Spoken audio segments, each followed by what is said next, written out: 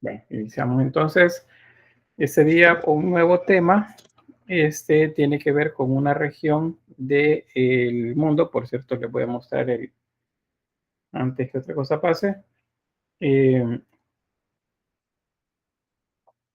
mapa en esta aplicación para que ustedes puedan ver qué tanto nos hemos movido con respecto a lo que hemos estado trabajando las semanas anteriores. América, pues ustedes lo van a ver hasta la historia 3. Bueno, historia 2 al final, casi.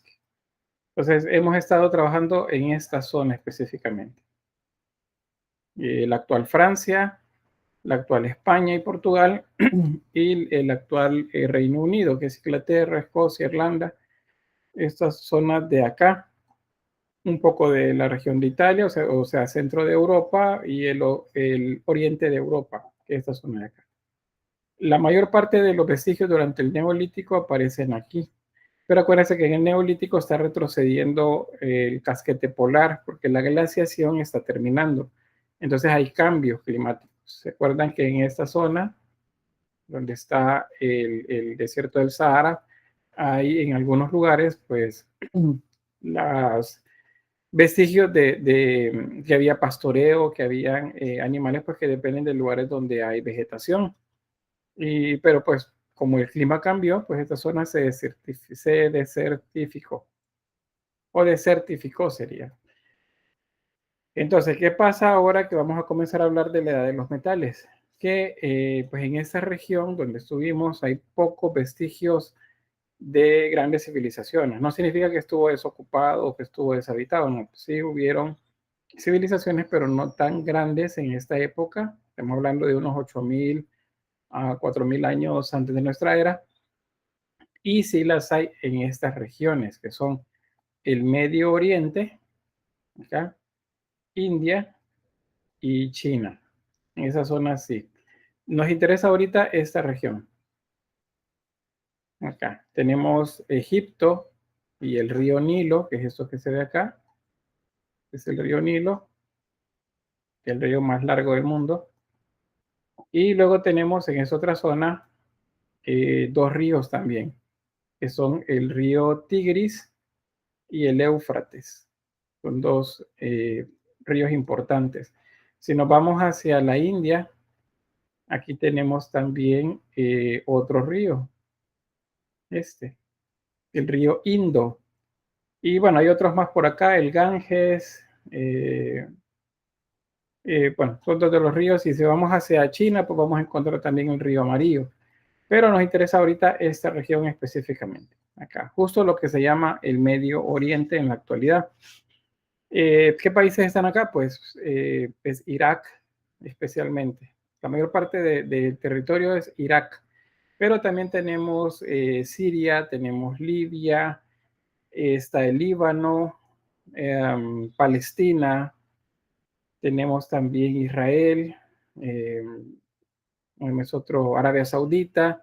Esos son los países de esta zona. Y hacia el oriente aquí tenemos Irán, luego tenemos Afganistán, Pakistán, Turkmenistán y todos los demás por esa zona. Más hacia el oriente, pues India, y más hacia allá, China. En esta región específicamente vamos a ver cómo es el desarrollo de esta nueva cultura. Estas culturas que se desarrollan en esta época, o sea, entre el 8.000 o 6.000 más o menos, digamos 6.000, la mayoría están ya en desarrollo, eh, depende más bien su existencia de los grandes ríos. Entonces, los ríos, si se fijan, para que entiendan la dinámica, antes de pasar a lo de las clases, esta zona desértica, por ejemplo, el Nilo, acá, y acá el Tigris y el Éufrates. Esta zona es mayormente desierto, pero se ven unas zonas un tanto verdes, especialmente en medio de los dos ríos. Si yo les muestro, por ejemplo, bueno, acá, esta parte del río. ¿Ven? Este es el afluente, eso es lo que se ve como plateado, pero si se fijan alrededor hay una zona oscura. Esa zona oscura, si nos acercamos más, ¿qué encontramos? ¿Qué son esos?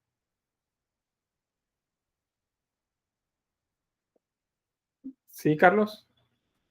Son ciudades y campos de trabajo, cultivos. Campos de cultivo, muy bien. Entonces, a pesar que hay desierto, lo que encontramos alrededor del río, acá, son campos de cultivo. Entonces, estas culturas se desarrollaron porque los ríos tenían, a pesar de ser una zona desértica, tenían una abundancia de material orgánico que era necesario para los cultivos. Dígame, Sara.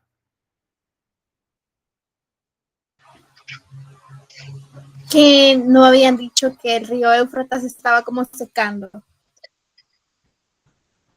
Probablemente, pero en la época de la que estamos hablando sigue siendo un río caudaloso. De hecho, es caudaloso. Mira, aunque ya me digan, miren, es que se está secando, pero sigue siendo caudaloso. Es bastante caudaloso todavía. Pero bien, para la época no había, digamos, los problemas que hay en este momento. Pero dice, bueno, si es desierto, aquí no llueve, ¿cómo pueden hacer para los cultivos? Vean, lo que sucede es que en las zonas de donde vienen los ríos, acá, de las zonas nortes, ven, hay zonas en las que sí hay vegetación. En esta zona sí hay vegetación. Esta es la zona de Turquía, acá, la actual Turquía. Para la época era Anatolia. Si vamos, por ejemplo, el río Nilo, este es el río Nilo, vean, zona desértica, pero si nos vamos más hacia la región tropical de África y a la zona central, pues hay selvas. Entonces, en esa zona llueve y llueve mucho. ¿Qué sucede? Que el río recibe el caudal de los llamados ríos tributarios o afluentes del río Nilo, por ejemplo, en este caso. Muchos ríos que van a parar a la cuenca principal, es el río Nilo. Entonces, el río en la zona baja, que es esta parte de acá, o en el caso del Tigris y el Éufrates, que es esta región de acá, la zona baja, era desierto, pero de repente en una época del año el río se desbordaba, se, se, se salía de su cauce.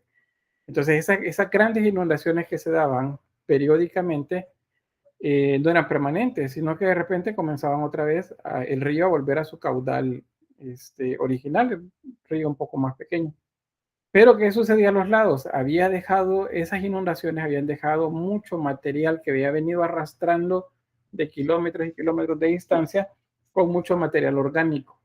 Ese material orgánico se depositaba en estas zonas y eran los nutrientes importantes para el desarrollo de la agricultura. ¿Qué otra cosa sucedía también con las culturas las que se desarrollaban por acá? Vamos a ver si se puede ver. Déjenme. Están por acá. Bueno, aquí miren. Este es un brazo, digamos, un pequeño afluente del río. O sea, el río se separa acá de la cuenca principal. ¿Y qué es lo que encontramos acá? Son canales. Miren, canales de cultivo. O sea, se hicieron ríos o brazos del río de manera artificial para que el agua se saliera del cauce y se fuera a la zona donde necesitaban cultivos. Aquí hay unos que están un tanto en desuso, miren. Pero ahí están las marcas donde, o los huecos, los canales vacíos en donde pues el agua pasaba de acá y se llenaba toda la zona y por lo tanto había humedad. Y miren, se sigue extendiendo más lejos del caudal principal. Entonces, eso es lo que permitió que las culturas de esta región crecieran, crecieran muy, muy grandes. Su población fue creciendo también bastante, dado que tenían suficiente alimentación. Y también resultó que otras ciudades que fueron naciendo en todo el cauce, a la orilla más bien del río, fueran teniendo también entre ellos un tanto de conflictos. Entonces comenzaron guerras también y unas terminaban conquistando a otras. Es así como en esta región no va a existir solo una cultura, sino que van a existir muchas culturas. Vamos a ver solamente algunas de ellas, digamos las que han contribuido un poco más a la historia del arte, pero no significa que fueron las únicas, fueron muchas más culturas las que se desarrollaron en esta región, la región del Tigris y el Éufrates. Si vean, Egipto está cerca también. Eso significa que esos dos pueblos tuvieron contacto. Y así lo van a ver ustedes cuando les muestre, por ejemplo, esculturas o pinturas. Van a notar que hay cierta similitud entre algunos de la zona mesopotámica con la de la región de Egipto. Y todavía esta zona de acá, que es la región de la Hélade, que se llama la región de Grecia, de influencia Grecia, vamos a encontrar que también tiene ciertas similitudes, algunas de las imágenes, con lo que veíamos en Mesopotamia o en Egipto. Y de hecho, si pensamos en Mesopotamia, que es esta zona, vamos a encontrar algunas similitudes también con lo que se desarrolla en la India, porque esta región, aquí donde ven, miren, igual aquí pasa un río y noten que esa zona está más verde. Es porque pues se depende bastante del río y los ríos tributarios para el cultivo. Y las ciudades pues se desarrollan de esa manera. En esta región hay una ciudad también muy importante, se llama Mohenjo-Daro. Es una de las civilizaciones también más antiguas de la región. Pero pues vamos a comenzar justamente por estas, las de la Mesopotamia. Bueno, ahí tiene el mapa. Este recurso, pues ustedes lo pueden descargar o si lo pueden ver en la versión web, pues es muy interesante. Otro día vamos a ver un poco más sobre esto cuando podamos ya bajar a nivel de suelo y ver qué es lo que nos ofrece también como recursos didácticos. Vamos a regresar por acá. Entonces estamos en la arte de la Mesopotamia. Entonces, ¿qué es esto de la Mesopotamia? Ya les muestro. Porque a veces con el chat. No. Bien, entonces tenemos acá. Primero, para ubicarnos contextualmente, parece que el contexto es el que nos ayuda a entender el desarrollo de las culturas. Primero, ubicarnos dónde hemos estado. ¿Qué es lo que hemos estado viendo? Pues hemos estado viendo paleolítico y neolítico. Acuérdense que en medio de estos dos, donde tengo el cursor, hay una etapa de transición que se llama mesolítico. Pero nos interesan más el paleolítico y neolítico. En el neolítico, ¿qué fue lo que se desarrolló? ¿Quién me dice? ¿Qué hay en el neolítico que es diferente del paleolítico?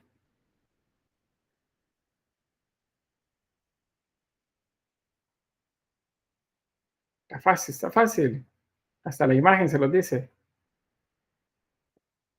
¿Sí, Diana? Tendría que ver con lo que es la agricultura. Correcto. La agricultura y la Economía o modo de vida. economía, sí, y el modo de vida, pero alguien más por ahí levantó la mano. ¿Obralí? La crianza de animales. Ajá, eso se llama ganadería, ¿verdad? Ibis. Podrían ser herramientas también. O algo así. Sí, hay un desarrollo de herramientas, sí, herramientas diferentes. Daniela. Esto de los inicios de la arquitectura. La arquitectura como tal también aparece con las construcciones megalíticas también. Entonces eso es diferente del neolítico con el paleolítico. También el ser humano ha cambiado, su pensamiento deja de ser básico y de observar de manera primitiva lo que está a su alrededor y copiarlo de manera primitiva y pasa a crear a través de su imaginación y de la abstracción que hace símbolos. Esos símbolos van a ir o fueron eventualmente convirtiéndose también en una religión un tanto primitiva, panteísta, es decir, que encontraban las explicaciones a las cosas que sucedían, a los fenómenos del exterior con cuestiones sobrenaturales. Entonces, cuando pasamos de ese punto del neolítico, que estamos hablando ya por el 8000 al 6000 más o menos, la etapa en la que está terminando, pasamos a una etapa en la que se le denomina la edad de los metales. ¿Qué pasó acá? Bueno, en el neolítico aparece la cerámica también, ¿verdad? Aparecen los primeros hornos y los hornos los recubrían de piedra y ahí los tapaban y bueno, generaban las quemas para hacer los cuencos de barro. Es probable, al menos es la explicación que se acepta, sobre esto, que algunas de esas piedras se transformaban en el proceso de calentamiento que se hacía y se modificaban o se separaban algún elemento de ella, de la piedra, que ellos comenzaron a observar y a seguir, digamos, de alguna forma como experimentando. Eso se le llama prueba-error, cuando vamos experimentando con algo que no conocemos. Y eventualmente entonces descubrieron un elemento que no tenían conocimiento antes, y es el cobre. Entonces con el cobre comienzan a aparecer herramientas también ya elaboradas con este material. Y toda una tecnología avanza acá. El ser humano también ha ido creciendo a nivel de su masa cerebral y ha generado nuevas conexiones y su pensamiento ahora es mucho más complejo. Entonces se genera también otro tipo de dinámica en las relaciones sociales y también en los materiales de construcción y bueno, un sinfín de cosas.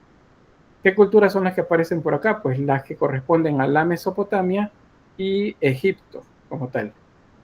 El primer material, les decía, es el cobre. Eventualmente, en la medida que se sigue experimentando, descubren el bronce. Eso es más o menos, el cobre aparece más o menos 3000 antes de Cristo, aunque puede ser un poco antes, según algunos historiadores. Ya del bronce en el 2000 antes de Cristo ya se utilizan herramientas de este material. Y para el 800 antes de Cristo también se desarrolla la industria del hierro. Entonces acá son los tres metales que se utilizan durante esta etapa. Hay otro salto grande que sucede justo por esta época, y es que la humanidad deja la prehistoria para entrar a la historia, en el entendido que la historia comienza cuando se inicia con el registro de eventos que sucedían a su alrededor, o también algún tipo de explicación que tenían ellos de la realidad que vivían, de la cosmovisión que tenían. Es decir, el aparecimiento de la escritura. Eso también aparece acá, en este momento. Y entramos entonces a la historia.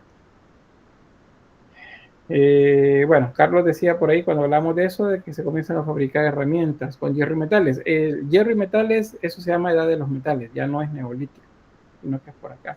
Aquí les queda una explicación también sobre esto mismo, algunos datos sobre lo que sucede también con la población, como por ejemplo el aumento de la producción, aumenta el excedente, se puede guardar alimento y entonces no falta el alimento, o si se guarda, viene una hambruna, pues ellos pueden resistir dado que han guardado alimento. Eso significa que la población se vuelve estable, y cuando las poblaciones son estables y tienen todo lo necesario, comienzan a crecer. Entonces hay un aumento demográfico también en esta época. Y bueno, las herramientas a nivel de arte, acuérdense que las herramientas para nosotros se consideran obras también artísticas, dado que fueron hechas a través de una habilidad, de un ars, de un saber hacer. Ahí tenemos pues las herramientas. Todas esas tienen que ver con la agricultura, con la ganadería, pero hay algunas también que son armas, se utilizan para las guerras. Aquí unas imágenes que les quedan por ahí pues para que vean el trabajo que se hacía ya a nivel de orfebrería. Las fraguas se le llaman, la utilización del carbón, de los materiales de donde ellos sabían que pues al derretirse se producía un tipo de metal o un material al menos que les servía para herramientas, y aquí pues todo el proceso. Se han encontrado moldes de piedra que servían por ejemplo para hacer puntas de flecha o puntas de lanza. Entonces la tecnología sigue avanzando acá con esta época. No fue un trabajo seguramente de pocos años, sino probablemente de siglos para que ellos lograran dominar el arte de la siderurgia. Bueno, eso se los mostraba con el mapa satelital, donde veíamos pues las regiones en las que se desarrollan casi que al mismo tiempo ya culturas más complejas, que dejan también escritos acerca de ellas. Tenemos, decía, Mesopotamia, que es la primera, el Tigris y Éufrates, los ríos importantes: Egipto, el río Nilo, el río Indo en la región de India, aunque también tenemos el Ganges en el otro extremo de la península. Y en China tenemos el río Azul y el río Amarillo. También son importantes en el desarrollo de las culturas de esas regiones. En otras partes del mundo hay poco desarrollo. América, por ejemplo, no hay tanto como se desarrolla acá. El desarrollo en América más o menos con 1500, 1000 años hacia el año 1, es decir, hace unos 3000 años, 3500 años más o menos comienza el desarrollo acá en América, aunque sí hay población, según los últimos descubrimientos, allá por el 20.000 años antes de Cristo. O sea, sí había poblaciones, pero no hay desarrollo grandes de tecnología ni de civilización. Entendido ya eso, la parte del contexto general de todas esas culturas, entonces entramos ya directamente a la Mesopotamia.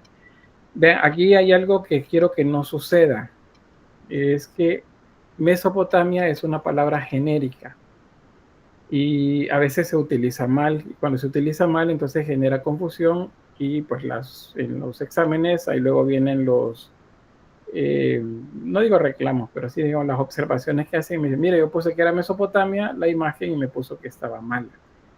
Vean, Mesopotamia es una región. Dentro de esa región se desarrollan una diversidad grande de culturas.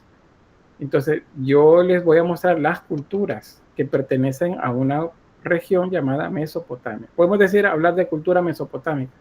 No, de una no, de varias, y de culturas mesopotámicas sí se puede. Les pongo un ejemplo claro en nuestra época. Los estadounidenses tienden a llamarse a sí mismos como americanos.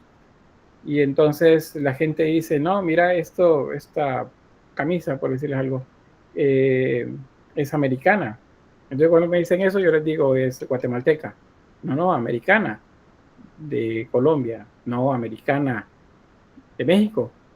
No, americana. Entonces, ¿qué es americano? O sea, americano es todo el continente, y todos los que mencioné son americanos. Nosotros somos americanos, pero los estadounidenses tienden a decirse a sí mismos americanos. Entonces vean dónde está el error. Si ustedes me ponen americano cuando están hablando de México, yo les voy a poner malo. Si me dicen americano cuando están hablando de Colombia o de El Salvador o de cualquier otro país, yo les voy a poner malo siempre, porque eso no es América. América es algo mucho más grande. Entonces eso mismo deben entender con Mesopotamia. Mesopotamia es el nombre grande, es el término genérico, pero dentro de ella se desarrollan muchos más. ¿Se entiende eso? Sí, Lick. Sí, licenciado. Sí, licenciado. Vamos a ver entonces. Porque cuando ya ustedes terminemos el tema, ustedes fácilmente me van a hablar de sumerios, acadios, babilónicos, hititas, asirios, neobabilónicos y persas principalmente, y en ese orden, que es el orden cronológico en el que se desarrolla. Entonces, Mesopotamia es todo esto. Y vean, es una línea de tiempo también, en la que se ubica allá por el 4000, aunque algunos lo ubican más cerca a nosotros, el inicio con la cultura sumeria. Luego sigue la Acadia, luego la cultura babilónica. Después, a la par de los babilonios, está también, bueno, entre los babilonios y los asirios más bien, hay un reino también que se desarrolla más hacia el oriente, en la región de la actual Libia, Siria y parte también de Palestina, y son los hititas. Turquía también, Turquía, son los hititas, entonces esos también están por acá. Luego siguen los asirios, que es un imperio también, y luego los neobabilónicos, que gobiernan durante un periodo un poco más corto de tiempo, y luego son conquistados por los persas, que es la última gran cultura que vamos a ver en la región. Entonces en ese orden vamos a ir. Hay algunas culturas que llaman un poco más la atención que otras, pero no podemos extendernos porque el tema es grande, y yo en menos de 6 horas debo de salir con todo este tema. Así es que si ven que voy muy rápido en algunas cosas, o bueno, ustedes saben de algo, entonces me detienen y lo comparten, ¿verdad? Porque yo estoy omitiendo también parte de la información que considero pues que es un tanto fuera de lo que me interesa que conozcan sobre las culturas en particular. Bien, otro dato. Aquí tenemos de nuevo el Medio Oriente, le llamamos a esta región. Ustedes deben habituarse a los mapas también, por cierto. Y si yo les digo dónde está Grecia, ustedes me dicen acá, en esta región de acá. Les digo dónde está la actual Turquía, entonces me dicen acá, en la Anatolia, esta región de acá. ¿Dónde está Egipto? Acá. ¿Dónde está Arabia Saudita? Es esta región de acá, la península arábiga. ¿Dónde está Mesopotamia? Entonces me dicen acá, justo acá, donde está el Tigris y el Éufrates, que desembocan en el llamado Golfo Pérsico. Acá tenemos el Mar Rojo, acá tenemos el Mar Mediterráneo. Aquí es el Mar Grande, bueno, acá el Mar Mediterráneo, pues si nos acercamos más en el mapa vamos a encontrar que los mares se vuelven como más particulares. Por ejemplo, acá está el Mar Egeo, esta región de acá también. Luego tenemos el Mar Caspio y bueno, otros más que están acá alrededor. Las culturas que se desarrollan en esta región consideran que la Tierra es plana, si se acuerdan, ¿verdad? En esa cosmovisión que tenían ellos de ese como globo en el que sobre ellos está la bóveda celeste y bajo de ellos de manera cóncava están las aguas interiores y están rodeados ellos de un mar de agua. Y eso es porque a donde quiera que ellos caminaran, digamos en línea recta, siempre se iban a encontrar una masa grande de agua. Entonces, en su mente, a partir de lo que seguramente escuchaban o lo que algunos registraban, pues había agua por todos lados. Por eso es que piensan de esa manera al referirse a su lugar de origen. Bien, otro aspecto es esto que ven acá. ¿Qué forma tiene? No me van a decir una sonrisa al revés. ¿Qué forma tiene? ¿Sí, Diana? Media luna. Muy bien, eso es una media luna. Es una media luna creciente, por cierto. Entonces, a esta región se le llama la media luna de las tierras fértiles, porque si hacemos si revisamos, bueno, el río Nilo acá, la región del Mesopotamia, vamos a encontrar que hay una relación entre estas dos culturas. Y de manera, ¿qué se llama? Con nuestra imaginación, pues aparece una media luna, una curva. Entonces eso se llama la media luna. Estas culturas también tienen un culto bastante importante hacia la dinámica lunar.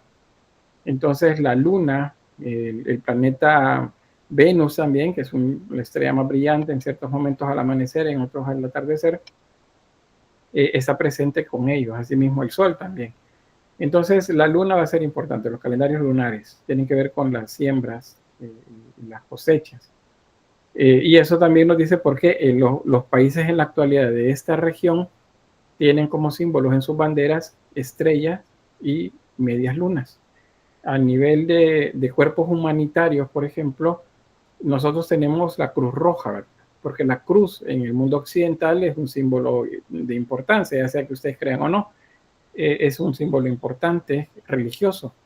Para ellos, la cruz no tiene ningún tipo de significado, porque la mayoría de estos países no son cristianos, son más bien musulmanes. Entonces, para ellos el símbolo es la media luna. Entonces, para ellos el equivalente a la Cruz Roja es la media luna roja. Ese es el cuerpo humanitario para ellos en esta región. Entonces, recuérdense, media luna de las tierras fértiles. O también pueden encontrar la creciente fértil. La creciente se refiere a la media luna creciente. Bien, otro mapa. Ahí específicamente la región a la que llamamos Mesopotamia y la etimología del término. Primero es un medio físico, acuérdense, es una región. Mesopotamia es una región. Si hablamos de culturas mesopotámicas, así en plural. Pero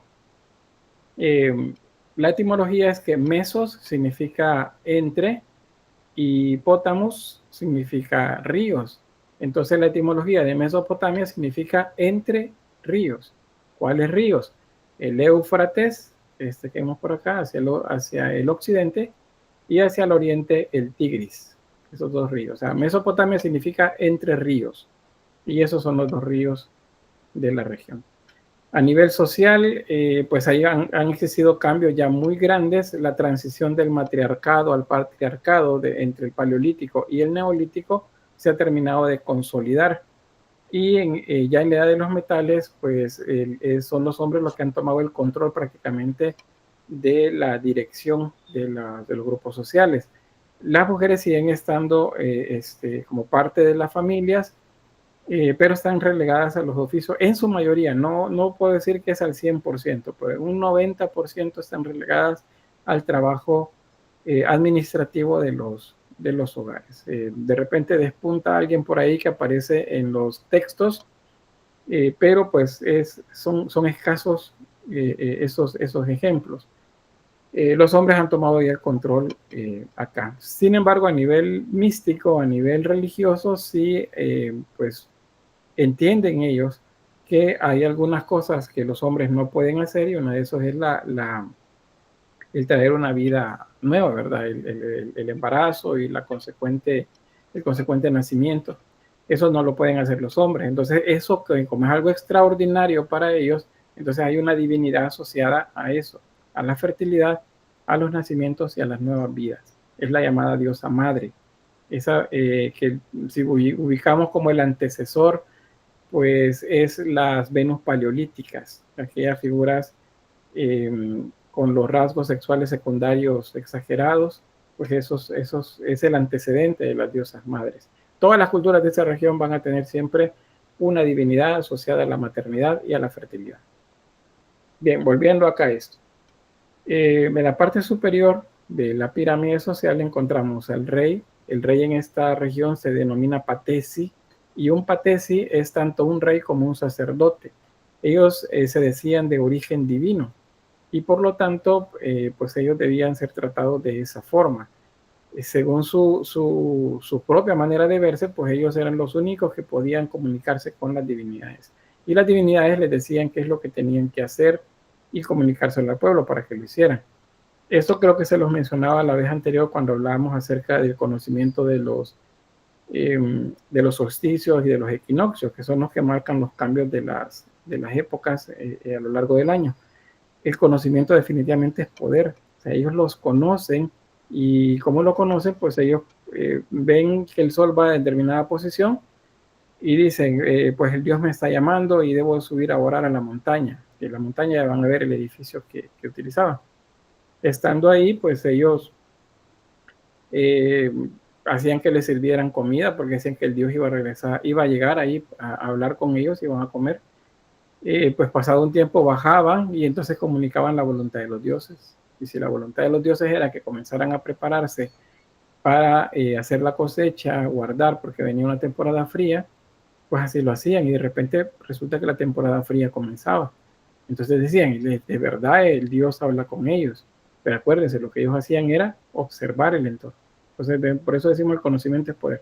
De esa forma es como llegaron los reyes a gobernar pues a las grandes mayorías. ¿Qué es lo que está bajo ellos? Un grupo dirigente. Estos son cercanos a la familia del rey. Y acá encontramos sacerdotes, también hay sacerdotisas, mandos del ejército, grandes propietarios, normalmente gente que tienen pues muchas propiedades y por lo tanto reciben muchos tributos, y comerciantes también. ¿Con quién hacían comercio en gran escala? Pues con culturas de los alrededores. Una de esas culturas era Egipto. Luego tenemos en el siguiente escaño a las personas libres. Acá hay campesinos, que eran los que trabajaban las tierras, donde se les daba para que vivieran. Pues digamos, la tierra es del patesi, pero a la gente le permitían que se quedara en el lugar, que cultivara, que obtuviera pues alimento para ellos, y el excedente pues era parte del tributo hacia el rey o la clase dirigente. También están los ganaderos, mercaderes en pequeño, normalmente eran nómadas, se movían de pueblo en pueblo llevando pieles, carne, sal y otras cosas. Y los artesanos, aquí tenemos ceramistas, tenemos carpinteros, también hay los que se dedicaban al trabajo con los cueros, quienes hacían trabajo de textiles, y etcétera, etcétera. Esos son los artesanos. Bajo ellos, los esclavos. ¿Y a quiénes servían los esclavos? Pues a cualquiera de las clases dirigentes, aunque pues era el rey y la familia del grupo, las familias dirigentes eran los que tenían la mayor parte de esclavos. Hay una cosa importante acá, si se fijan, cada escaño está separado, no está pegado, no es una sola pirámide, sino que hay una separación entre cada escaño. Eso es porque ese es un sistema de castas, no es un sistema de clases sociales, sino de castas. Las castas son grupos cerrados, eso significa que nadie puede subir ni bajar de estos grupos. O sea, una persona libre, digamos un campesino, por más que se llegara a esforzar, si nació campesino, iba a morir siendo campesino. Si un mercader pequeño, un nómada, pues lograba hacer mucho dinero, él iba siempre a ser considerado como una persona libre, un mercader, pero nunca iba a pasar al grupo dirigente ni a convertirse en rey. ¿Sí, Javier? Tengo una pregunta, licenciado. ¿Y si uno del alto mando del ejército se casaba con la hija del rey, no se convertía en él, no le seguía hacia el rey o algo parecido? No subía, no ascendía en esta escalera. Pues esos casos no se daban, en general no se daban. ¿Por qué? Porque los matrimonios se contrataban, porque de esa forma se veían entre las mismas familias, de manera que el poder no se escapara, porque no pueden meter a alguien desconocido, ¿verdad? Alguien de otro escaño, especialmente, digamos, un comerciante en la familia del rey. No, ellos se casaban entre las mismas familias. No podía igual, ellos lo hacían entre ellos también. ¿Sigo, Brali? Sí, en este caso ya se va viendo lo que es el sentido de propiedad, ya que ya un cierto grupo seleccionado empieza a tener propiedad, ya sea de tierra, ya sea de posesión, perdón, y también incluso ya del hecho de hablar de esclavos ya es una posesión. Muy bien, gracias. Exactamente, como les decía, pues la sociedad ha cambiado de la época en la que eran grupos nómadas, luego grupos sedentarios. Ahora no hay relaciones sociales nuevas y ¿cómo se llama? El cambio también del poder, del matriarcado al patriarcado, y la separación del trabajo también. Eso también es otra de las cosas que sucede acá. Y bueno, la existencia de esclavos, como dice el compañero, pues es una muestra de que hay propiedades ahora, que la gente se ve también como mercancías en algún momento. Bien, ¿se puede salir de acá, de alguno de estos escaños? Sí, pero allí la palabra que aplica es exiliados. Ellos se van exiliados, los exilian, pero no es que puedan bajar a la inferior. Probablemente, dependiendo de las culturas, digamos una ciudad-estado invadía otra más grande, aquellos que no se sometían pues eran convertidos en esclavos, es decir, como que los degradaban a convertirlos a esclavos por no haberse querido someter a la nueva autoridad. Todo eso son procesos igual, no es que sucede de un solo, sino que va sucediendo poco a poco en la región. Y lo mismo va sucediendo allá en Egipto, lo mismo en Mohenjo-Daro en la India y lo mismo en las culturas chinas. Bien, a nivel de religión, pues acá yo sé que sobre religión de esto, y cuando ustedes escuchan Anunnakis o cosas por el estilo, o religiones sumerias, lo que vemos en la actualidad es la suma prácticamente de todo lo que sucede en Mesopotamia. O sea, aparecen dioses que se asumen sumerios cuando aparecen en la etapa babilónica. O sea, eso es lo que sucede. Por eso pareciera que son un montón. Pero en un inicio eran menos. En la medida que los acadios luego llegan y la cultura prácticamente sigue siendo la misma, luego los babilónicos, lo que va sucediendo es que se va enriqueciendo y van apareciendo nuevas divinidades. Desde nuestro punto de vista, pues milenios después de esta época, pareciera que todo sucedió al mismo tiempo. Pero no, es un proceso gradual. Por lo que solamente les voy a mencionar algunas divinidades asociadas pues, o importantes para esta época. Bueno, primero que esto son pueblos semitas. Los pueblos semitas, o el término semita se refiere al lenguaje. El lenguaje que vemos que es como común para la mayor parte de estos estos pueblos, como los asirios, los sirios, hebreos, fenicios, y etcétera, etcétera, ¿verdad? De esa región. Los nombres, los atributos de todos ellos pues han ido cambiando también en la medida que se van agregando pues otros relatos o también más significados para ellos. Pero en general, durante el periodo sumerio es en donde se establecen las primeras divinidades. Entonces, esta es la primera de las culturas que vamos a trabajar acá, los sumerios. Esto va más o menos del 3000 años antes de Cristo al 2350 antes de Cristo. Es un periodo de alrededor de 700 años de esplendor, aunque 1000 años antes de esto ya hay civilización en la región, pero pues todavía no es consolidadamente como la llamada Sumeria. Tenemos acá siempre bueno, los datos que ya les había mencionado, están entre los ríos Tigris y Éufrates, acá. Los orígenes vienen desde las culturas neolíticas que se establecieron en la región, que eran migrantes que venían huyendo del cambio climático de la región occidental, o sea, de la región de Europa, y que también se estaban moviendo desde las regiones del norte de la India. Esos son los que llegan a esta zona. Que se hayan desarrollado culturas más en esa región significa que era un buen lugar. Probablemente en otras zonas era muy frío o era muy cálido o el clima no era muy estable. Por eso es que no se asentaron en otros lugares. La cultura Uruk es una de las primeras que se desarrollan y desarrollan también la llamada escritura cuneiforme. Ya les voy a mostrar una imagen ahí para que entendamos qué es esto de cuneiforme, que tiene que ver con la forma de las marcas. Las ciudades de esta cultura eran ciudades-estado. Eso significa que cada ciudad funcionaba como que fuera un país independiente. O sea, no había un gobierno central, sino que cada ciudad tenía su propio gobernante, ese era un rey sacerdote, el llamado Patesi, aquí está, Patesi, y también pues había religión en particular en cada uno de ellos, con una divinidad protectora para la ciudad. Las ciudades eran, por ejemplo, Sumer, Uruk, Ur, Lagash, de las ciudades más importantes de la época. Y con el tiempo, los sumerios fueron conquistados por los acadios, que era un pueblo un tanto más bélico, que se estableció en la región sumeria, pero no destruyó la cultura, sino más bien la continuó, reconstruyeron y siguieron construyendo según el estilo sumerio. Sobre la sociedad, pues se sabe que es una sociedad agraria, la producción de cereales y de plantas oleaginosas. Esto de oleaginoso son las plantas de las cuales se pueden sacar aceites, como por ejemplo el olivo. Esas son las oleaginosas. Las tierras no le pertenecían a la gente, sino a los propietarios, los grandes propietarios. Entonces se entiende como colonos las personas que vivían ahí.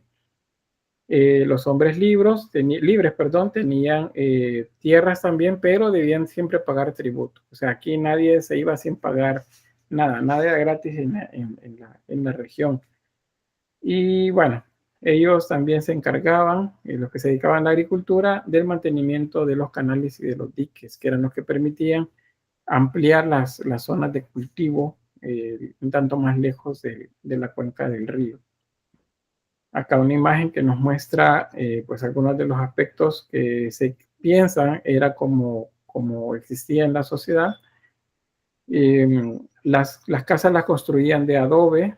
El adobe es principalmente el material para la gente común, la gente, digamos, los campesinos, porque era el más barato. También se construía con piedra y en algunos casos también madera, especialmente para la techumbre, pero la mayor cantidad de las construcciones tenían que ver pues con adobe y piedra. Madera es poco porque no es una región donde hay selvas, no hay muchas plantas maderables en la región. Esa es la escritura. La primera escritura de la que se tiene registro, al menos hasta la fecha, se sabe que es esta, la llamada cuneiforme. Lo de cuneiforme es así porque parece una cuña. Digamos, el trazo principal, esta por ejemplo, que les estoy mostrando ahí, parece una cuña, como con las que se detienen las puertas. Entonces, la combinación de la posición de esas cuñas eran las que formaban no palabras, porque no eran letras, la cuña no es una letra, sino que la combinación de estas marcas formaban signos idiomórficos. Si recuerdan la idea de lo idiomorfo, es que significan una cosa o un grupo de cosas. El mejor ejemplo que les puedo dar acá son las señales de tránsito. Si ustedes ven una letra E negra rodeada de un círculo rojo con una línea inclinada de color rojo, ¿qué es lo que significa para ustedes? No estacionarse. Que no se puede estacionar. Muy bien, no estacionarse. Y si ven una señal amarilla con una línea negra curva doble, con una flecha en la punta, con una saeta en la punta, ¿qué significa? No virar. No, porque esa no tiene ninguna marca encima, sino que solamente es la línea curva con una saeta o una punta de flecha señalando hacia adelante. Que se aproxima. Hay una vuelta. Muy bien, curvas adelante, ¿verdad? Si es sencilla, es curva, pero si no son curvas peligrosas, cuando es más de una curva la que se muestra. Muy bien, ahí dice en el chat también sobre eso. Pues bien, esos son signos idiomórficos. O sea, no nos dicen una palabra, nos dicen un conjunto de palabras. Así entonces debe entenderse esto. ¿Y dónde escribían? En tablillas de barro, que son como estas que ven acá. Ahora, lamentablemente, como el barro es, dependiendo de la temperatura a la que se había coccionado, en el caso que estuvieran horneadas las tablillas, pues entonces con el tiempo igual se va desgastando. Entonces sucede que muchas de esas tablillas tienen esta condición. Pues tiene faltantes. Ven acá, hay un buen tramo ahí que no está, igual aquí. Entonces, no hay manera de saber qué es lo que está escrito ahí. Igual acá, pues le han puesto una cuña aquí de otro material para sostener y poder juntar pues todas las piezas de la tablilla. Lamentablemente, mucha de la escritura cuneiforme en tablillas de barro está así. Y más lamentable todavía que después de la primera guerra del Golfo, a inicios de los 90, en la región contra Irak, luego la segunda guerra del Golfo, hará como unos 20 años, otra vez en la región de Irak, más las guerras que siguieron después, unas guerras un tanto, digamos, no tan de gran envergadura, pero por ejemplo, las guerras contra los grupos islámicos extremistas, esos terminaron por destruir mucho de esto que había. ¿Y cómo pudo suceder eso? Y se supone que está en un museo, los museos están protegidos. Pues que la guerra a la larga, pues, y especialmente esas guerras en esa región no entienden de normas, y entonces terminaban por pues caer un bombazo en un museo, y una vez destruida una parte, pues entraron a los lugares y saquearon mucho de lo que había adentro. Eso lo hicieron tanto los ejércitos que llegaron como la misma gente del lugar, y entonces probablemente que en el mercado negro mucho de esto debe andar por ahí, pero lo que no, pues se perdió, simplemente se perdió, ya no está. Aquí un cuadro que muestra la evolución de la escritura. Al inicio es más gráfico, es más primitivo. También primitivo no significa que sea deteriorado o que no tengan entendimiento, no, primitivo significa más cercano a lo natural. Eso significa primitivo. Les digo, una cultura primitiva significa que se relaciona bastante con los aspectos, o dependen bastante de los aspectos de la naturaleza. Eso significa primitivo. No piensen que es que no tienen entendimiento. Entonces, ¿qué sucede entre el trazo primitivo y el más, digamos que el más tardío? Que por ejemplo, allá por el 3000 años antes de Cristo y 700 años antes de Cristo, lo que sucede es que se ha hecho abstracto. Y es lógico, el pensamiento de los seres humanos a lo largo de más de 2000 años, pues se fue perfeccionando, se fue volviendo más complejo. Entonces, la escritura fue cambiando. y se volvió más compleja, que es lo que vemos en el trazo acá final. Pero en su origen era más gráfico, o sea, era más fácil de entender como una imagen. Bueno, acá abajo, ¿cómo se hacían? Estas son las llamadas estecas, o bueno, nosotros acá en El Salvador le decimos paletas, le decimos a las herramientas de madera que nos sirven para decorar o para modelar sobre barro. Y pues ahí vean, la punta es en forma de cuña y el producto de eso, pues entonces es escritura que nos da esa forma. Por eso es que los historiadores pues le pusieron así, escritura cuneiforme. Sobre la religión, ya les decía, pues es una religión bastante compleja si lo comparamos con la visión mágica que tenían en la época prehistórica. Pues acá la visión del mundo es la que ya vimos en las primeras clases. Es una esfera. Sobre nosotros, que estamos a la mitad de la esfera, estamos en una tierra plana donde se encuentran las montañas y los ríos. Sobre nosotros hay una forma hueca que nos cubre. Eso es lo que se llama la bóveda celeste.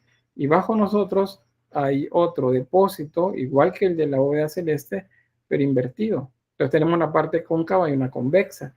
Y en medio nosotros. Y rodeados nosotros de agua, porque les decía, hacia cualquier lugar que ellos se movieran, siempre van a encontrar grandes masas de agua. Entonces en su cabeza estamos rodeados de agua. Esa es la cosmovisión de esta época. Ellos, a nivel religioso, pues establecieron que sus dioses, esos que representaban los elementos de la naturaleza que ellos no podían entender, estaban sobre ellos. O sea, estaban en esa bóveda celeste donde estaban las estrellas, el sol y la luna. Y pues eventualmente ellos bajaron a la tierra. Dice, bueno, ¿cómo bajaron a la tierra? Pues la única forma que pudieron haberlo hecho fue, ¿cómo se dice? Volando.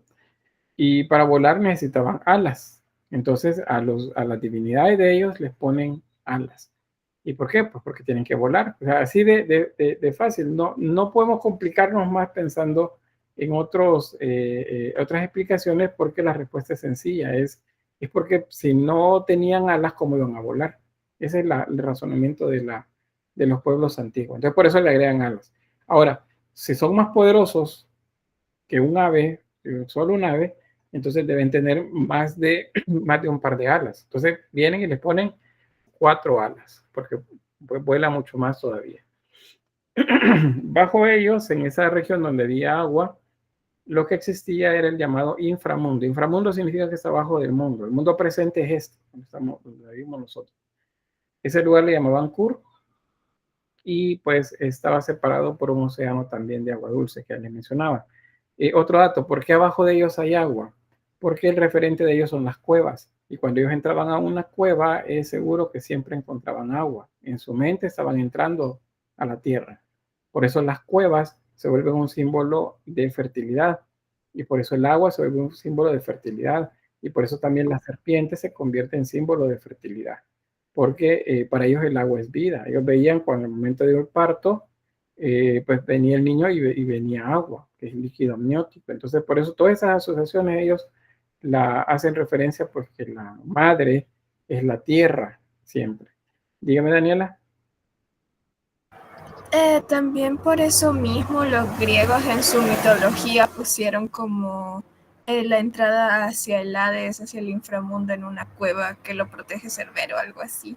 Sí, y tenían que cruzar un río, o un río o un lago, dependiendo del mito, el Estigia. Tenía que cruzarlo y había un barquero que lo llevaba de un lado a otro, que es Caronte. Entonces, es lo mismo. Ahora, los griegos son posteriores a estas primeras religiones, pero en algún momento las culturas previas, que son los de las culturas del mar Egeo, ellos son antes de los griegos, ellos convivieron con estas culturas, con las mesopotámicas, y entonces asumieron también muchas de las imágenes y de los mitos que ellos tenían, y por eso se parecen bastante. No sé si alguien más tiene otra valoración sobre esto. Jessica había puesto acá que parecen a los kanjis, escritura japonesa y de China. casi todas las primeras escrituras tienen formas así, son como ideomórficas. Para los egipcios fueron la escritura jeroglífica. Para las culturas previas a Grecia son las llamadas lineal A y lineal B, que son también símbolos y signos ideomórficos. O sea, todas las culturas comienzan de esa forma. Para que se convierta en el lenguaje que nosotros tenemos, pues tuvieron que pasar miles de años. Y bueno, nuestras lenguas, que vienen de las llamadas lenguas romances, pues tienen menos tiempo, tienen unos, ¿qué le diré? Unos 1200 años, si no es que menos, de transformación. De hecho, la nuestra tendrá unos 300 años, más o menos, y todavía se sigue construyendo. Bueno, avanzando. Bueno, las divinidades o las deidades, la cúpula, que es la bóveda celeste, es An y la tierra es Ki. Pues, y los hijos de An y de Ki, bueno, o los hijos más bien de An y de Ki, o sea, del cielo y de la tierra, nacen los llamados Anunnakis. Aquí tienen pues la representación como se les menciona. Eso, ellos veían el mundo de esta forma. O sea, si ven alguna esfera en alguna imagen, es una esfera grande, no podemos decir es el sol. No, ellos están representando el universo según ellos lo veían. Y dentro de esa esfera está el cielo. Bueno, aquí dice cielo, pero en la bóveda celeste. Cielo es una palabra más asociada al cristianismo, pero así lo encontré en el material. En la bóveda celeste, el inframundo, el océano que rodea la tierra y la tierra acá plana, pero con montañas y todo lo demás. En la actualidad, pues esta es una, que serían unas versiones que se han vuelto como bastante populares, el pensar que la tierra es plana, y lo defienden bastante eso de la tierra plana. Y bueno, es algo que se superó hace ya varios siglos, a razón pues de muchas observaciones astronómicas. Vamos a avanzar. Bueno, eso quizás solo para que no se les olvide, eso se llama cosmovisión. Es cómo ven ellos el cosmos, o sea, el universo. Bien, el panteón. Panteón es una palabra que pues se refiere a los dioses. Un panteón no es un cementerio, eso no es igual. Yo sé que en nuestra cultura, si hablamos voy a ir al panteón y voy a dejar flores al panteón, y todavía decimos el que cuida el panteón es el panteonero, pero panteón, el término se refiere a un grupo de dioses. Eso. Entonces, si les digo el panteón sumerio, me estoy refiriendo a los dioses sumerios, al grupo de dioses sumerios. Pues la mayoría de estos pertenecen a la clasificación. Bueno, hay diversas clasificaciones primero, y otra vez les repito acá. La mayoría de los diagramas que vemos, de los programas que nos mencionan una cantidad grande de divinidades, y que este conoció a aquel, y que aquel tuvo un hijo, y que no sé qué, la mayoría es el acumulado de todas las versiones de la religión que se tuvo en todo el desarrollo de las culturas mesopotámicas. No es necesariamente la primera, que la primera estaba establecido así. Eso fue cambiando a lo largo de siglos. Entonces, bueno, ahí tenemos el dato. Los Anunnaki son los descendientes de An y de Ki. Es como la primera generación de dioses, los que crearon al ser humano para que fuera su trabajador o su sirviente o su esclavo, según algunas versiones también. Y decidieron también en algún momento destruirlo, por cierto. Cuando ya no consideraron ellos que se había descarriado, pues dijeron vamos a destruirlo. Aquí les muestro 3 de estas divinidades, pero de hecho les voy a mostrar 6 en total. Aquí tenemos 3. Tenemos a Enki, que pues se le rendía culto en Erido, en el templo de ese lugar. Dios se consideraba como de la beneficencia, controlaba los ríos, el Tigris y el Éufrates. Por eso en la morfología iconográfica, acá, de la espalda le salen 2 ríos. Vean cómo sale uno para acá y uno para acá, son el Tigris y el Éufrates. También cerca de él aparecen como gaviotas o aves zancudas también, que son relacionadas al río. Tiene una corona con cuernos. Acuérdense que los cuernos son símbolos de fertilidad y de autoridad divina. Los cuernos. Luego tenemos acá a Enlil, este es el dios del viento. Y como dios del viento tiene alas, porque si no, ¿cómo va a volar? Pero es que no solo tiene que tener 2, porque él es muy poderoso. Entonces, tiene 4 alas. Mientras más alas, más poderoso.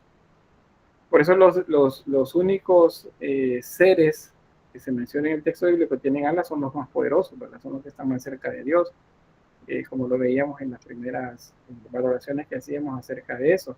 Y que les decía, es muy importante que entendamos qué es un ángel y qué no, porque en todas las primeras culturas vamos a ver seres con alas. Y esto ustedes no me pueden decir de ninguna manera que esos son ángeles, que no tienen nada que ver con ángeles. Son simplemente seres divinos, tienen alas porque están asociados o al viento o tienen necesidad de subir y bajar hasta nuestro plano. Tenemos este otro personaje, Namu. Esta es la llamada diosa madre. Dentro de la configuración de ella, pues aparece, bueno, esta es una de tantas formas, pero aparece amamantando. Ahí tiene un pequeño ser acá, un bebé, y lo está amamantando. Esa imagen, por cierto, yo veo que la colocan por ahí en YouTube y en otros programas asociándola a las cuestiones estas extraordinarias con las que buscan pues un poco entretener, y hablan de los llamados reptilianos o de seres extraterrestres con forma de reptil. Lo asocian a esta forma, como ven acá, porque pareciera que es la cabeza de una serpiente. Y en todo caso, si es la cabeza de una serpiente, acuérdense que las serpientes son símbolos de fertilidad y por lo tanto la maternidad está asociada a ella. Entonces, fácilmente puede tener la cabeza de una serpiente porque está asociado a la fertilidad, no porque sea otra cosa. Bien, ahí tenemos 3 entonces. Bueno, más adelante les voy a mostrar un poco, vamos a recordar a este personaje, a Enki. Bien, otros 3 más. Tenemos a Inanna. Inanna es, a través de los siglos, después de los sumerios, va a tener otros nombres como Ishtar, también Lilibet o Lilith. ¿Se acuerdan ustedes a Lilith en la mitología hebrea? Y que aparece cierto pasaje ahí en el Génesis, porque nos tiende a confundir, porque nos habla de 2 creaciones diferentes, ¿verdad? La primera donde es Lilith y la segunda donde es Eva. Entonces ella es de los primeros dioses que se establecen para esta cultura y es reina, o reina más bien, sobre la guerra y sobre el amor también. Fíjense que ese es un símbolo que muchas culturas lo van a tener. Las 2 cosas que parecen antagónicas, o sea, que están en lucha, los juntan en un perfecto equilibrio, porque eso nos habla de la dualidad de estas culturas. Estas culturas no piensan que el bien debe vencer al mal, no, el bien debe estar en perfecto equilibrio con el mal, para que las cosas funcionen bien.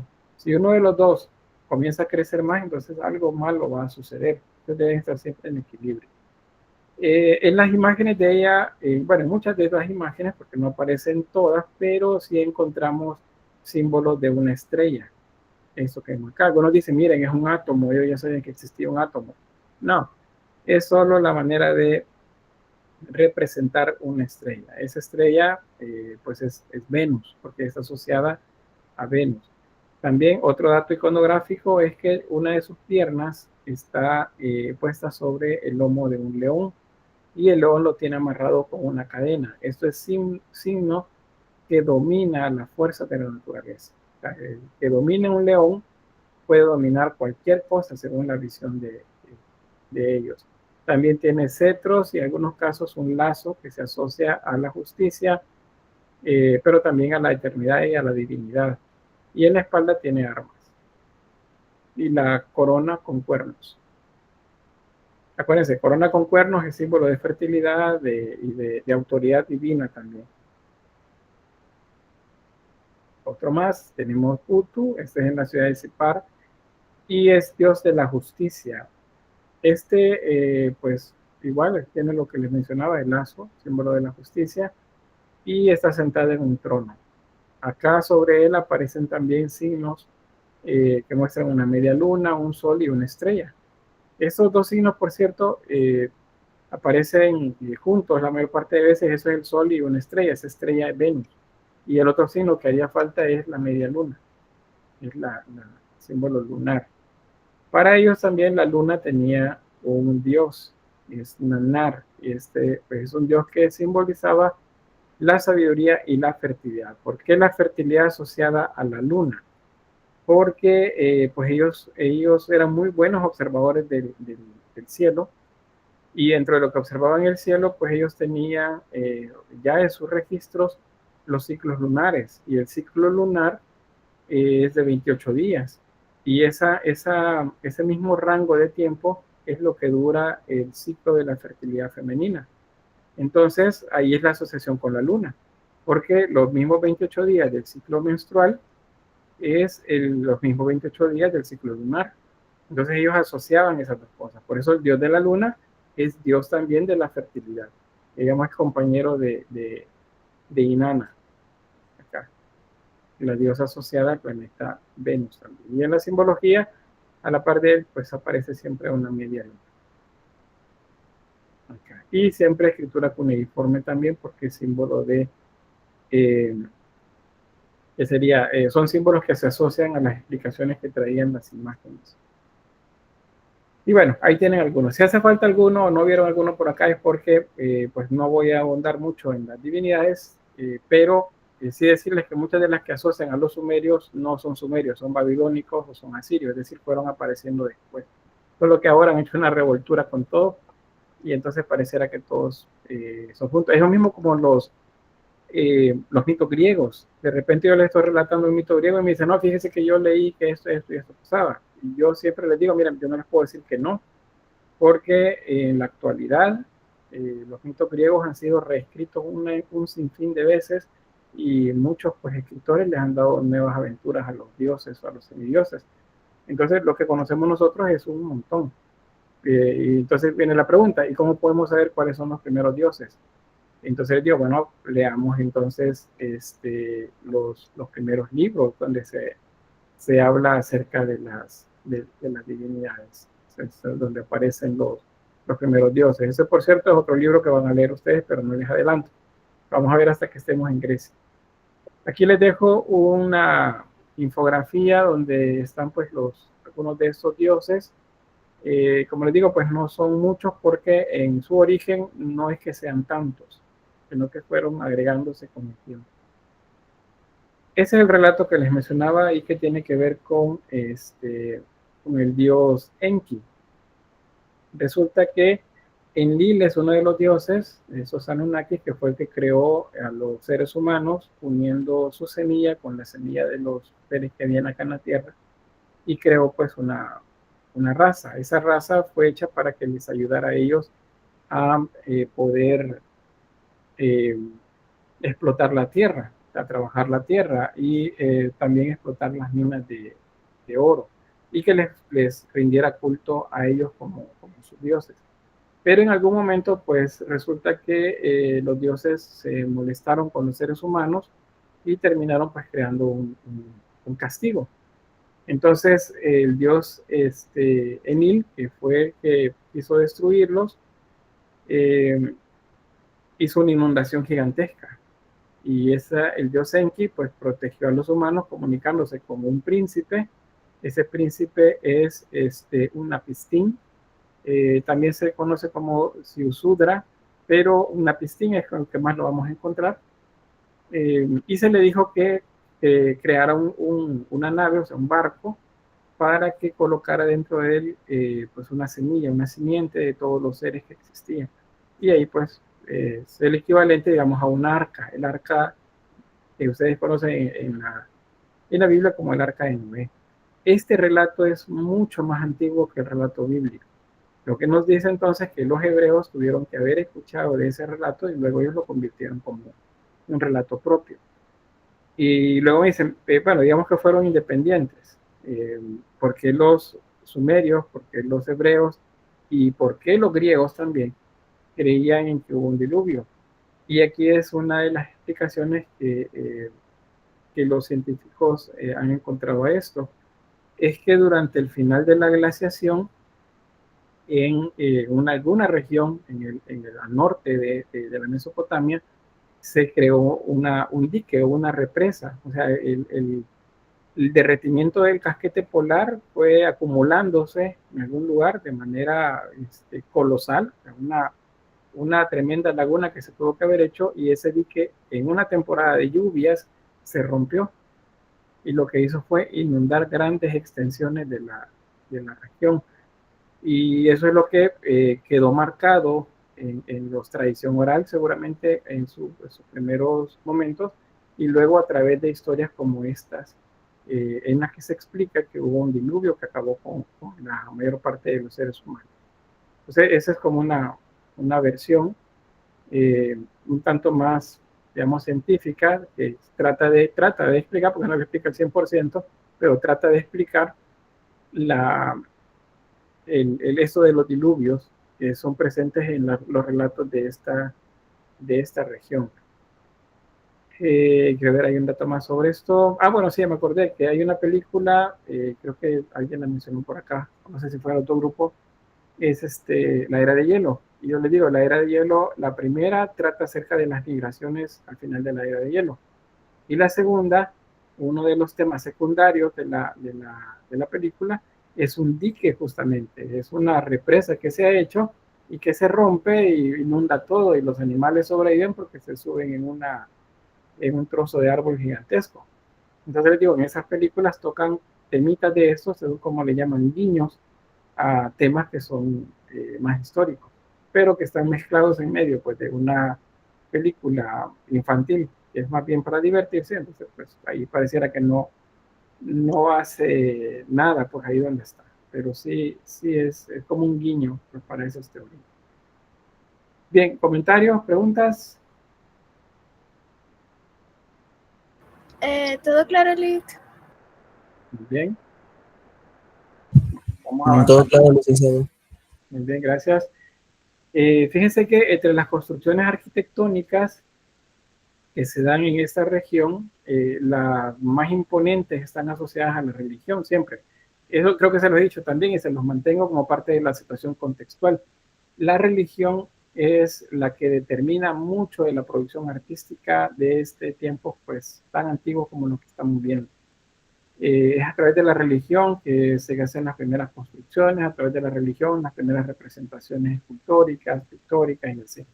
Entonces, ¿qué sucede? Que el edificio más grande del que se tiene registro en esta región es el llamado Zigurat. Zigurat. Este es un edificio hecho a través de terrazas, como escalones, por así decirlo, que se elevaba pues mucho, entre 50 a 60 metros de altura, y que pues ameritó el trabajo durante mucho tiempo y de muchos esclavos o de personas aún libres que se fueron obligadas pues, a trabajar también ahí. Algunos asocian, por cierto, también ese edificio con el relato bíblico de la Torre de Babel. No sé si ustedes han oído sobre la Torre de Babel. ¿Alguien sabe de qué trata? ¿Kevin? Si no estoy mal, fue una torre que se quiso crear pensando en que podían alcanzar a Dios en lo alto de los cielos. Muy bien.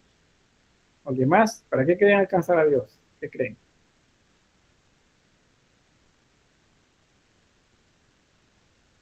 ¿Una idea? No, nada. Wendy. Imagino que para poderlo ver, y también se dice que en ese momento cayeron como lenguas de fuego o algo así, y entonces cada quien cambió es como el nacimiento de varios idiomas también. Muy bien. ¿Alguien más que complemente? ¿No? Para derrotarlo, si mal no recuerdo, dice Erika, conocerlo, dice Kevin también por ahí. Pues bien, hay un montón de versiones sobre eso, ¿verdad? Que ellos querían, pues, de manera prepotente, digámoslo así, pues llegar hasta donde estaba Dios y poderlo ver. Quién sabe si para comprobar si de verdad existía o algo, según el relato hebreo. pues lo que se piensa es que ese relato hebreo de Génesis tiene que ver con este edificio. Ese es el Sigurat. Que ver, Andrea dice, también dice, representa el pecado de la soberbia, dice, por la voluntad de querer alcanzar el cielo y por lo tanto a Dios para parecerse a él. Muy bien, ahí está bastante condensado pues el asunto. Wendy, no sé si va a decir algo.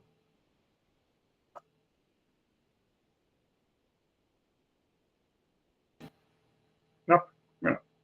No, Erika, bueno, Erika dice, y a partir de eso dice crear la confusión de las lenguas según la Biblia, según el texto bíblico. Eso igual no hay nada escrito que nos pueda comprobar que esos relatos, ¿verdad? Sino que son cuestiones de fe.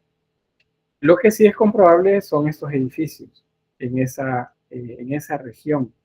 Y bueno, ahí pueden ver en el diagrama, en la imagen, pues están representadas las personas, para que vean el tamaño de las personas con respecto a todo el edificio. Estas son terrazas, como manera de escalones, que llevaban hasta un templete en la parte superior. Digamos una capilla, más bien, el templete sería este. Entonces, ¿qué sucedía acá? Pues los sacerdotes acompañaban al patesi, que es el rey, y llegaban hasta cierto lugar. A partir de ahí el rey seguía solo hasta llegar a donde estaba acomodado pues una mesa con alimentos y con ofrendas a los dioses acá arriba. Cuando la gente llegaba pues acá, bueno, cuando el rey llegaba acá arriba, todos los que estaban abajo suponían que el dios había bajado y estaba hablando con él acá. Ven, por eso la asociación que se hace de los historiadores con el relato bíblico de la Torre de Babel y la utilidad que tenían los sigurat. O sea, ellos querían llegar hasta donde estaba Dios. Y los sumerios lo hacían a través de estos edificios. Pues llegaban hasta la parte de arriba. Cuando terminaba, digamos, un día, no sé cuánto tiempo pasaba el rey ahí arriba, bajaba hasta la zona del templete y entonces se dirigía a la población que estaba acá abajo esperando pues cuál era la voluntad de los dioses, pues Dios que había hablado con el patesi. Si el patesi sabía a través de sus sacerdotes o por él mismo pues lo que iba a suceder a nivel del clima, él lo decía, y decía va a suceder tal cosa, el Dios me acaba de decir, y si sucedía pues de esa manera afianzaba ¿qué sería? El poder, porque la gente pues iba a creer en él. A lo largo de los siglos, por cierto, los líderes pues para afianzar a las grandes mayorías dicen que hablan con Dios. Dicen que ustedes pues lo habrán por ahí visto recientemente. Vamos a avanzar. Otro ejemplo del Sigurat. Fíjense que hay un dato sobre esto y eso más adelante cuando hablemos de Babilonia vamos a tocarlo, pero hay algo en las partes que han sobrevivido el paso del tiempo en la actualidad de estos Sigurat y es que son salidas de agua. O sea, tenía espacios para que se evacuara el agua de estos lugares. ¿Sí, Javier? Muy buenas tardes. En algunas Biblias están algunas estructuras también. No sé en qué tipo de Biblias o qué versiones eran, pero siempre en las últimas páginas había un tipo de... dibujaban estructuras. ¿De qué forma tenían esas estructuras? Eran ahí, bueno, cuando yo las veía parecía como que si fueran una iglesias o caminos hacia ríos, algo parecido. Sí, bueno, pueden ser ilustraciones de la Jerusalén celestial o de los templos como el de Salomón, o puede ser también como la Torre de Babel. La Torre de Babel se la puede mostrar ahorita, cómo piensan que era. También yo he visto en algunas Biblias cuando ilustran sobre la Torre de Babel aparecen imágenes como esta. Esta pintura fue hecha en 1563. 1563 estamos hablando de la última etapa del Renacimiento. Ya para esta época ya estaba hecha ya se había inventado la imprenta. Por lo tanto, los textos bíblicos ya estaban configurados en un solo libro, en la Biblia que conocemos. Entonces, pues como se asociaba la imagen de lo que los artistas de la época iban haciendo a cuestiones bíblicas, entonces pues eventualmente esas imágenes pasaron a ser las explicaciones de edificios como por ejemplo la Torre de Babel. Este es de Bruegel el Viejo. Y yo en la mayor parte de ilustraciones donde encuentro la Torre de Babel, la muestran de esta forma, como helicoidal, o sea, como si fuera ¿cómo se dice esto? Como una espiral que sube, o como un faro, de esa forma lo representan. Pero, como les digo, pues esto es algo, es una interpretación de la época renacentista. Hay otras interpretaciones de eso también que son medievales y otras representaciones que son del periodo barroco. No corresponden entonces al original, o sea, la época en la que eso se supone sucedió. Entonces, en la explicación que se da acerca de eso, pues lo más cercano es un zigurat.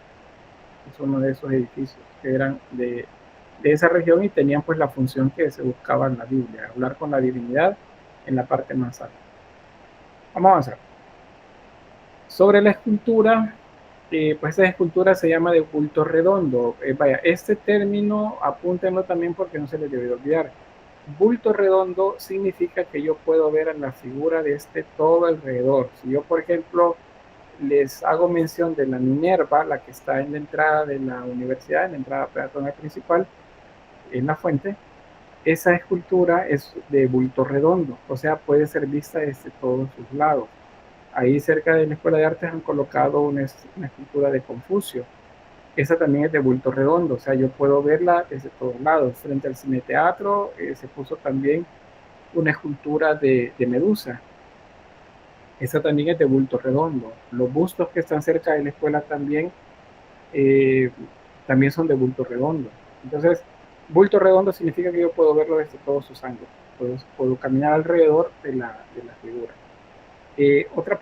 Otra palabra que sirve para entender también a otro tipo de esculturas, y más adelante en las características de estas se las enseño, es el adosado. Y si les digo escultura adosada o una forma adosada, significa que no es bulto redondo, porque está pegada a algo y por lo tanto yo no puedo verla alrededor. Entonces esas son cosas que debemos ir aprendiendo porque nos va a ayudar bastante para entender las figuras cuando se las muestre, o términos que se los voy dando poco a poco, no va a ser todos de una sola vez. Cuando les diga, por ejemplo, yacente, sedente, qué significa cada uno de esos términos, o cuando les diga de pie. Estas, por ejemplo, estas esculturas son esculturas de pie, lo cual significa que están puestas de frente con sus pies, con sus piernas estiradas. Está sosteniendo sobre sus propias piernas. Otro dato sobre estas imágenes es los ojos. Vean que los ojos están desorbitados y son muy grandes. Eso tiene que ver con la capacidad de ver. Si yo puedo ver con mis ojos del tamaño que son, imagínense si los ojos fueran más grandes. ¿Qué va a suceder? Voy a ver más. Y mire, pero eso suena un poco absurdo. Y sí, para nuestro entendimiento, ¿verdad? Nosotros tenemos un bagaje cultural, científico y nuestra formación, pero para la gente de esta época, a pesar que es avanzada como civilización, sus respuestas o sus explicaciones a las cosas que los rodean siguen siendo bastante básicas.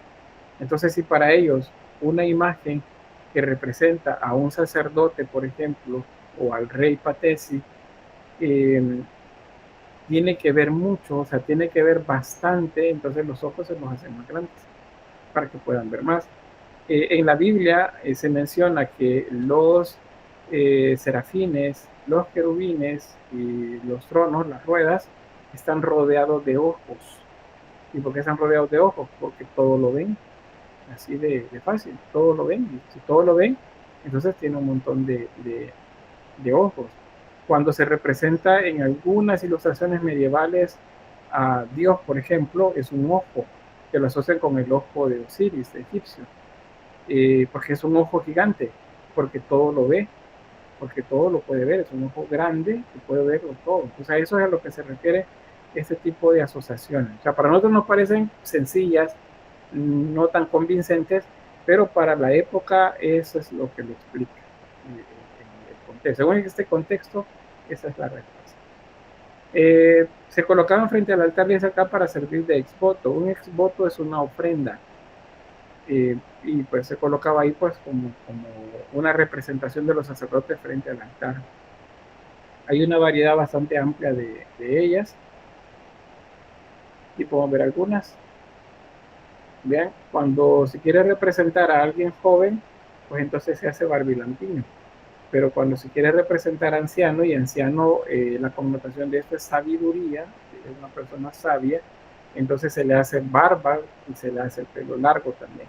El pelo largo tiene una utilidad práctica, y es que a través de eso se logra sostener el cuello sin que se rompa.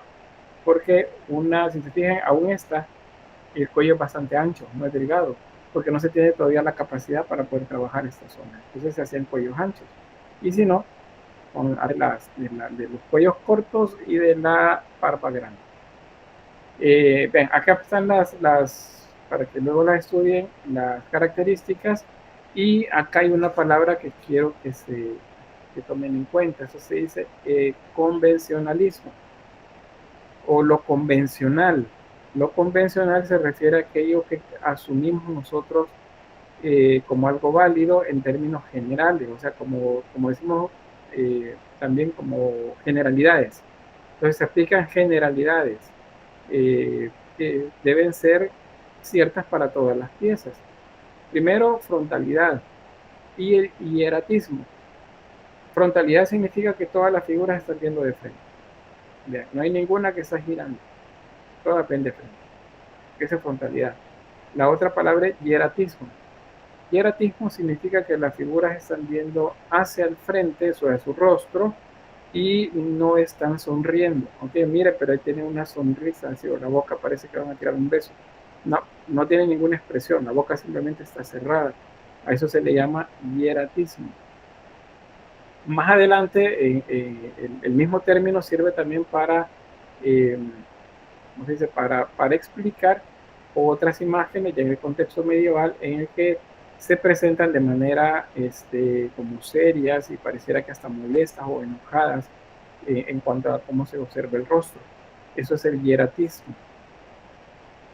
Otro convencionalismo, los brazos adosados. Brazos adosados significa que están pegados al cuerpo. Vean los brazos, todos están pegados al cuerpo. Esta posición se considera una posición de oración, porque parece que estaban enfrente de los altares esas imágenes. Entonces, tienen una posición como si estuvieran orando. Luego la siguiente es ojos grandes con incrustaciones, que eso ya les mencionaba, ¿verdad? Son la idea de que pueden ver más. Piernas adosadas. Si vemos la parte inferior de todas las imágenes, adosado, les dije, significa que está pegado a algo. Entonces, todas las imágenes están pegadas a un bloque, al bloque, digamos, madre de toda la pieza. ¿Y por qué están así? Pues porque igual no se tenía la capacidad todavía de poder hacer los pies individuales o las piernas individuales separadas de un bloque. Necesitaban entonces que lo sostuviera esta parte de acá. Otro convencionalismo que no se menciona acá, pero que sí es observable, es que en el caso de los hombres están vestidos únicamente con un faldín. Así se llama esto, ¿no? Es un faldín. Y en el caso de las mujeres, pues es un vestido que deja libre uno de los hombros. Es un hombro desnudo y el resto pues cubre su cuerpo. Pues hasta ahí. No sé si hay alguna pregunta.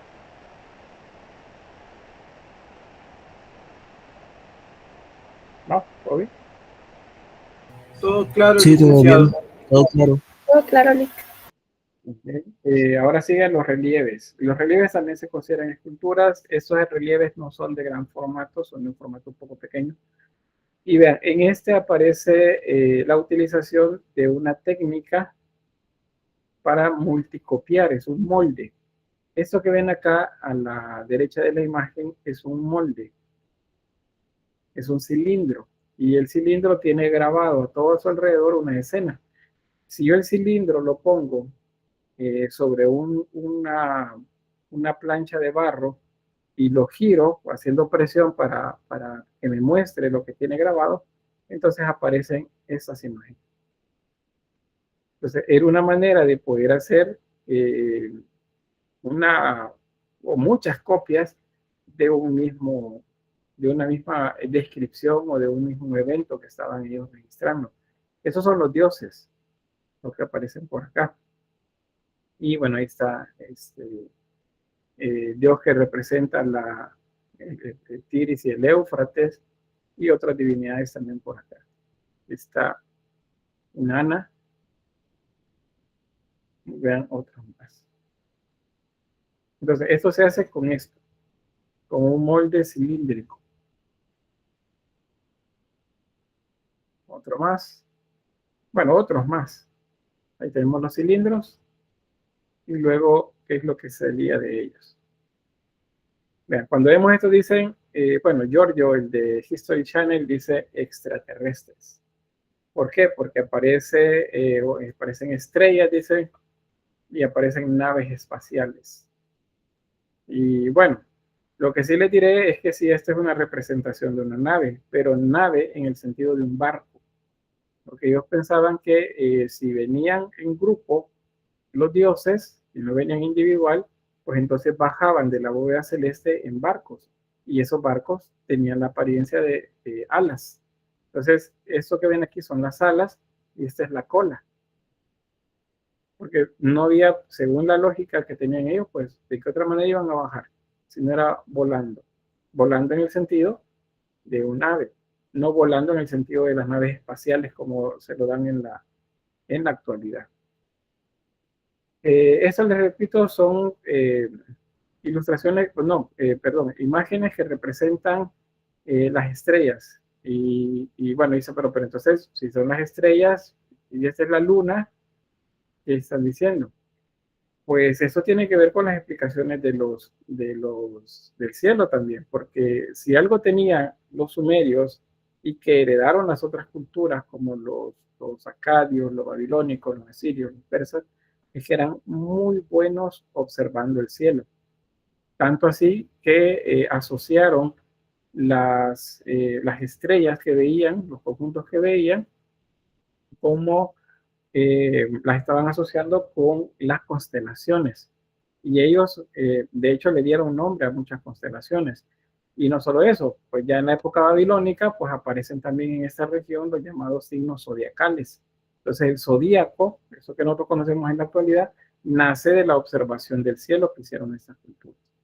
Carlos dice, como la película 10.000 antes de Cristo. Esa película es simpática, a mí me llama la atención, aunque no es nada histórica, ¿no? Mezcla un montón de cosas, pero habla igual de una era de hielo, del final de una era de hielo, y de los egipcios, y de los mamuts, y efectivamente el cinturón de Orión, las tres estrellas, las Alminán, Almitak y Mintaka, las tres estrellas del cinturón, y también hasta unos extraterrestres por ahí que se supone que son los faraones. Hay una mezcla de todo, pero es entretenida, pues sí, efectivamente, esas constelaciones que nosotros son tan familiares en la actualidad, nacen en estas regiones, nacen a través de la observación del cielo. Por eso es que nos aparecen, bueno, aparecen en estos tablillas de barro hechas con los rodillos con sello, aparecen imágenes como estas, en las que dicen, no, ahí está el sistema solar, ellos sabían del sistema solar. Pues no, ellos están poniendo acá un astro central que es probablemente el Sol y estrellas alrededor. Ellos no sabían, en esa época no sabían del sistema solar como lo conocemos nosotros. Pero claro, ustedes les dicen eso y cuentan las esferas y dicen, no, ahí están todos los planetas. Ellos sí lo sabían. No lo sabían. Eso están representando algo diferente. Bueno, acá aparece también, vean, en este caso, aquí tenemos a uno de los, bueno, varios personajes. Este es antropozoomórfico, acuérdense. Antropozoomórfico significa que tiene forma humana y forma de animal. Tiene alas, lo cual significa que es un ser del aire, vuela. Y este otro, pues, está bajando de la bóveda celeste en una nave, entendido nave como un dispositivo que tenía alas y tenía plumas y tenía cola de plumas también como un ave. Esta se considera que es una representación de lo que se denomina el árbol de la vida. Casi todas las culturas hablan de un árbol de la vida, un árbol de donde viene el conocimiento también.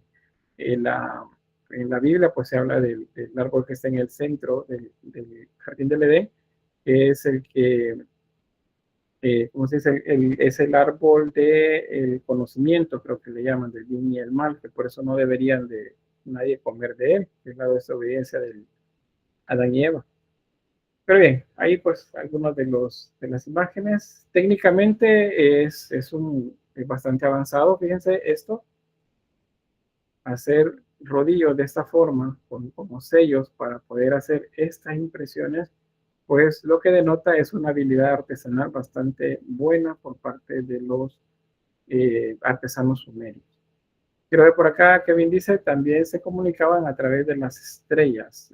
Comunicaban, más bien registraban. Eventualmente, en la medida que nos acercamos hacia Babilonia, a Siria, se comienzan a asociar ciertos eventos en el cielo con ya sea desastres en la tierra o anuncios de algo. De ahí es donde vienen todas esas historias de que aparece una estrella y anuncia que un rey va a venir. Pues eso viene de toda esa tradición de la región en la que se asocian los eventos estelares, eventos de la bóveda celeste, con cosas que sucedían aquí en la Tierra. Eclipses, por ejemplo, las fases de la luna, eclipses solares, eclipses lunares, todo eso para ellos significaban cosas importantes. Y mucho de eso es lo que se registra acá. Ya en la interpretación nuestra vemos eso y decimos, no, eso es una nave extraterrestre. Pero eso ya es una interpretación subjetiva nuestra a partir del tipo de información que estamos consumiendo. Bien, no sé si alguien iba a decir algo. Me parece que sí. ¿Algún comentario?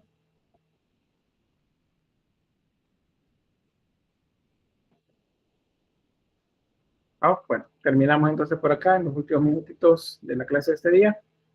Ishtar, les decía, pues es una de las divinidades importantes y es una de las que más se representan en estos relieves que se encuentran en diferentes lugares de lo que fue el Imperio Sumerio. Esta que ya se les había explicado antes, y esta otra también en la que se muestra en una actitud como de orante, vean las manos juntas, adosadas al cuerpo, mantiene las mismas características que ya le conocíamos por acá, aunque aquí no se nota mucho, pero en este caso sí, las garras de ave. Las alas, que es lo cual significa que puede volar, y la corona de autoridad llena de cuernos, igual acá, una corona con cuernos. Estos rostros, bueno, en el contexto religioso actual se los muestran y le dicen, miren, ahí está Lilibet, era un demonio y bla, bla, bla, ¿verdad? Pero no, nada que ver, los cuernos significan fertilidad y se asocian a los aspectos positivos de la vida de estas culturas, porque pues de las fertilidades dependía que la cultura sobreviviera, que la civilización sobreviviera. Entonces, bueno, ahí están esos datos. Esta es la imagen que veíamos en las primeras clases, si recuerdan. Este lazo que significa la justicia y al mismo tiempo también la eternidad, la corona de cuernos, los senos descubiertos, las piernas y pies convertidos en garras. Está parada sobre 2 leones, lo cual significa que domina la fuerza de la naturaleza y está custodiada por 2 búhos. Los búhos son símbolo de la noche y de la sabiduría también. Entonces, eso es todo lo que nos dice esta imagen alada. Bien, comentarios, preguntas, pues creo que ahí cerramos. Bien, solamente esto y mañana vamos a dejar, para mañana dejamos la pintura. Esto es la explicación de eso que les acabo de mencionar, una descripción de la imagen. Bueno, de nuevo tengo acá la grabación para que salga temprano el video y lo pueda subir al aula.